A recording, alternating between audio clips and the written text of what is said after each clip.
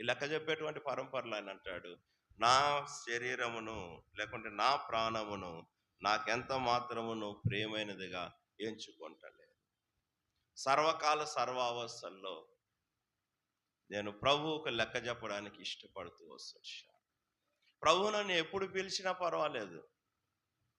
ప్రభు ఎప్పుడు పిలిచినా పర్వాలే. నా లెక్క నేను చెప్పగలను.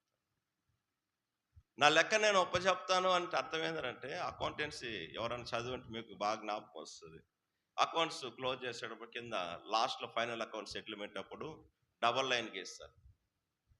It is verified and settled everything అని.